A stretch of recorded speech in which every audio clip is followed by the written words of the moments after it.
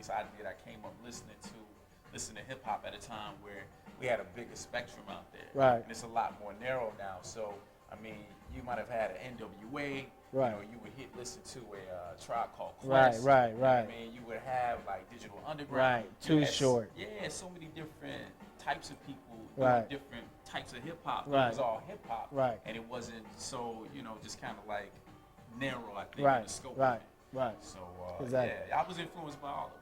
Well, I was inspired by hip hop itself, of course. Word. You know, the rap groups that was out at the time. I say for me personally, it probably had to be between Slick Rick, and De La Soul. Oh, word. You know what I'm saying? In a sense, turned me out. Sure, made sure. me want to produce. And then I got my first sampler, and I, started learning how to get down. But it was really a self-taught thing, and there ain't really necessarily no one right way to do it. Right. Everybody got their own ways that they get it done, but one thing is key to have your own sound and develop a sound, for yourself. Right. And I appreciate the people that have been supporting us all this time. Right. And JD, I see you, baby. PPD, I see you, baby. That's just how it is.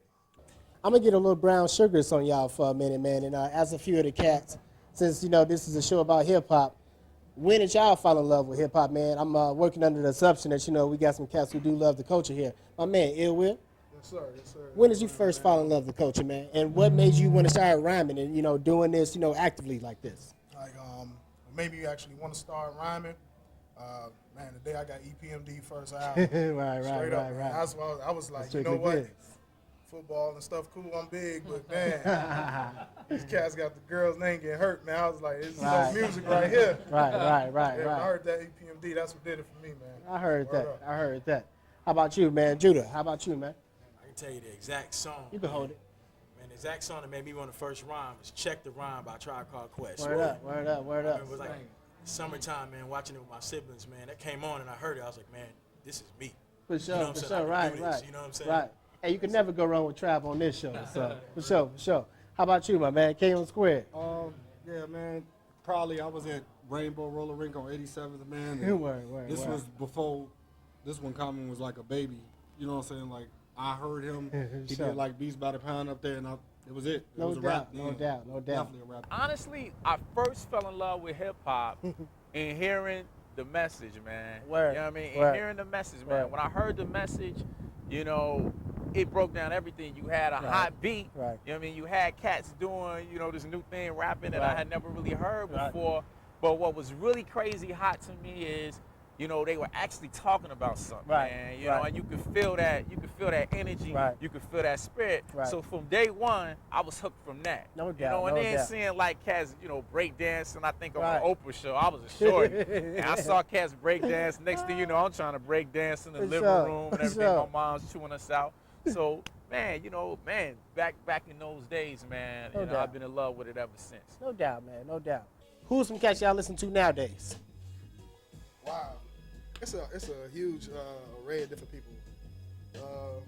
Right now, I probably listen to, of course, Lil Brother. Word. Of course. A lot of Mad Villain, Mad Lib. JD stay in my deck. For sure. Rest in peace. Rest in peace, J. Word. Real. True. Everything I probably do, or from a Tribe Called Quest on up, Word. was inspired by him. For sure. What do y'all think, man? Like, when you look around musically and everything with hip hop music and, just the rap industry in general, what are your basic feelings about the rap industry? What do you think about the state of music right now, black music? Black music. To keep it honest. By all means. Man, I think music is hee-haw right now. I call it hee-haw music. Everybody, some people criticize me for saying it, and some people don't understand, but it's all hee-haw music right now. Why hee-haw? Man, just like, it's huff. They say anything on the radio, and they just let it play. What? Like Chuck D said, they call it the 4, 3, 2, 1 factor. He said it's like 4 major record companies. Right. You know what I'm saying? He said 3 major radio owners of radio station owners, 2 major video stations, and 1 owner of both of those. So we call it the 4, 3, 1 factor. And I think we're all affected by that. You talked about some of the artists that you listen to and everything, and some of the narrowing that's come on today. Why do you think there has been a narrowing of choices and everything? You talked about growing up, Too Short, Digital Underground, Big Daddy Kane would be talking about how pimping one easy.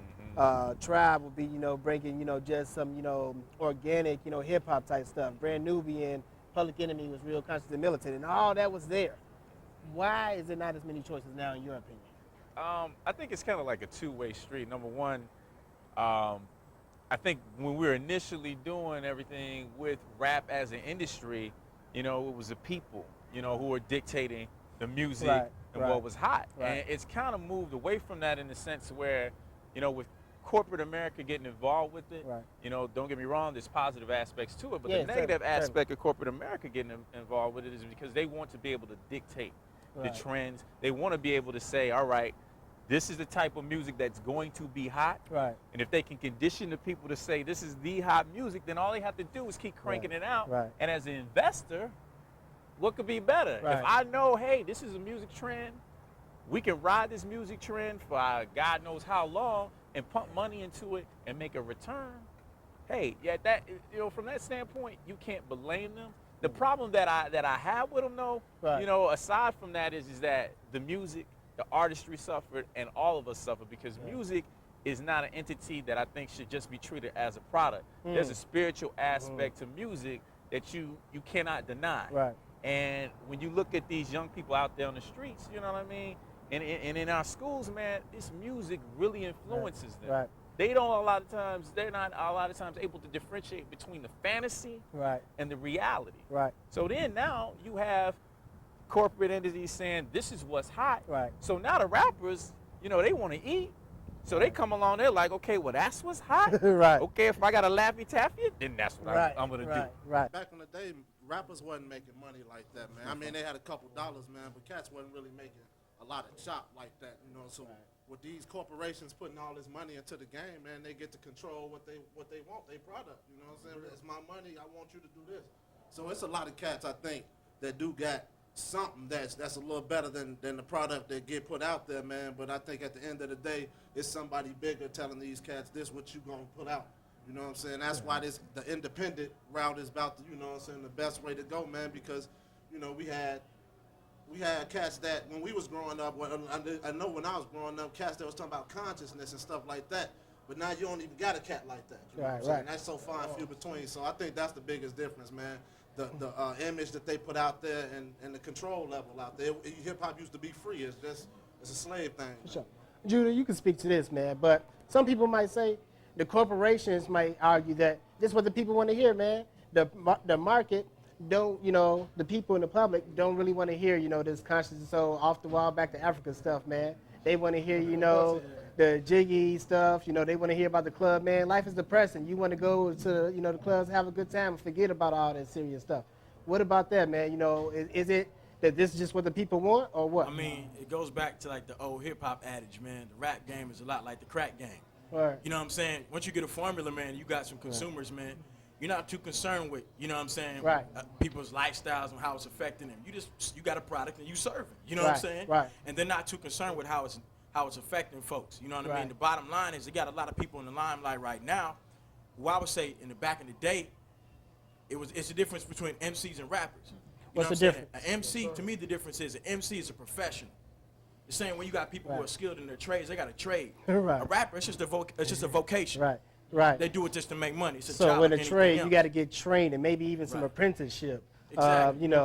I can work at McDonald's, but that ain't my profession. You know what I'm saying? Like it's a lot of rappers. That's just what they doing to get money right now. I'm an MC, which means I'm professional at this. I'm certified. You know what I'm saying? So I think that the music I listened to growing up, it has some influence and impact upon me. My parents is my biggest role model, of course.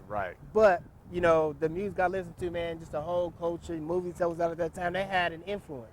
What do you think is going to be the impact, man, of the music that today's youth are getting exposed to?